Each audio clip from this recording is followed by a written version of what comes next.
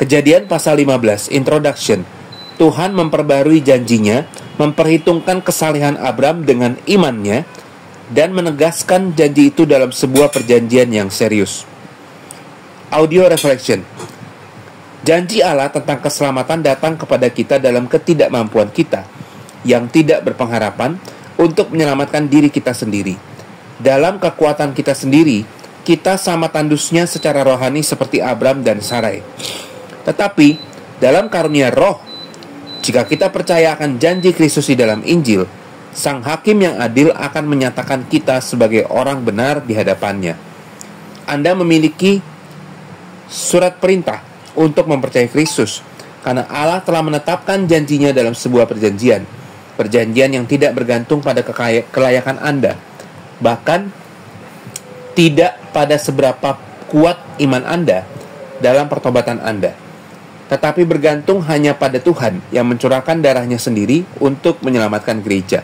Reflection kedua. Para teolog sering mengatakan bahwa perjanjian kasih karunia Allah dalam pembentukannya memiliki satu sisi dan bekerja secara dua sisi. Berdasarkan pasal ini, bagaimana kita dapat menegaskan bahwa Allah menetapkan perjanjiannya dengan umatnya dari kasih karunia satu sisi yang murni? Mengapa perjanjian dua sisi berlangsung lebih baik? Penjelasan ayat. Ayat 1. Mengapa Abram takut? Mungkin dia takut akan balas dendam dari raja-raja yang baru saja dia kalahkan. Allah memberinya dua alasan bagus untuk berani. Dia berjanji untuk melindungi Abram, dan dia menjanjikan upah yang besar untuk Abram. Ketika Anda takut akan apa yang ada di depan, ingatlah bahwa Allah akan tinggal bersama Anda melalui masa-masa sulit dan bahwa Dia telah menjanjikan Anda berkat-berkat besar. Ayat 2-3. Eliezer adalah hamba Abram yang paling terpercaya, yang bertindak sebagai pengelola rumah tangga. Menurut kebiasaan, jika Abram mati tanpa seorang putra, hambanya yang paling tua akan menjadi pewarisnya. Meskipun Abram mencintai hambanya, ia menginginkan seorang putra untuk meneruskan garis keluarga. Ayat 5. Abram tidak dijanjikan kekayaan atau ketenaran. Dia sudah punya semuanya itu. Sebaliknya, Allah menjanjikan keturunan seperti bintang di langit atau butiran pasir di pantai. Terlalu banyak untuk dihitung.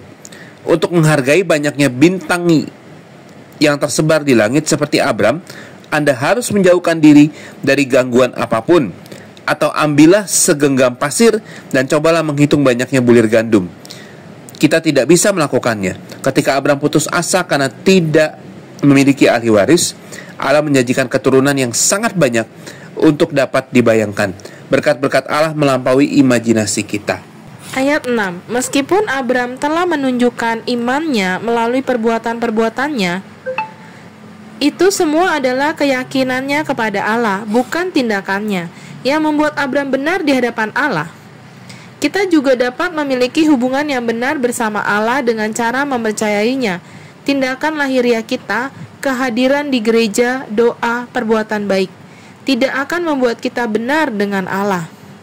Hubungan yang benar didasarkan pada iman, keyakinan batin di dalam hati bahwa Allah adalah sebagaimana yang dikatakannya dan Dia akan melakukan apa yang telah dijanjikannya. Tindakan-tindakan yang benar akan mengikuti dengan sendirinya sebagai hasil sampingan. Ayat 8. Abram mencari konfirmasi dan kepastian bahwa dia melakukan kehendak Allah. Kita juga menginginkan kepastian ketika kita meminta bimbingan. Tetapi kita dapat mengetahui dengan pasti bahwa apa yang kita lakukan adalah benar jika kita melakukan apa yang dikatakan Alkitab. Abram tidak memiliki Alkitab, tetapi kita punya. Ayat 13-14. Kitab Keluaran menceritakan kisah perbudakan dan pembebasan keturunan Abram yang ajaib. Ayat 16. Orang-orang Amori adalah salah satu bangsa yang tinggal di Kanaan, tanah yang dijanjikan Allah kepada Abram. Allah tahu orang-orang akan menjadi lebih jahat dan suatu hari nanti harus dihukum. Bagian dari hukuman itu akan meliputi pengambil alihan tanah mereka dan memberikannya kepada keturunan Abram. Allah dalam kemurahannya memberi orang Amori banyak waktu untuk bertobat, tetapi Dia sudah tahu bahwa mereka tidak akan melakukannya. Pada saatnya mereka harus dihukum. Segala sesuatu yang dilakukan Allah adalah sesuai dengan sifatnya.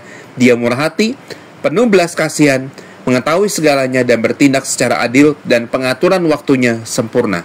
Ayat 17. Mengapa Allah mengirimkan penglihatan yang aneh ini kepada Abram? Perjanjian Allah dengan Abram adalah hal yang serius. Perjanjian itu merupakan sebuah janji yang luar biasa dari Allah dan tanggung jawab besar untuk Abram untuk menginformasi janjinya. Allah memberi Abram suatu tanda, perapian yang menyala dan obor yang menyala. Api dan asap menunjukkan kekudusan Allah, semangatnya untuk kebenaran dan penghakimannya atas semua bangsa. Allah mengambil inisiatif, memberi konfirmasi, dan menepati janji-janjinya. Allah yang melewati potongan-potongan itu adalah jaminan yang jelas bahwa bagi Abram, bahwa perjanjian yang Allah buat itu adalah nyata.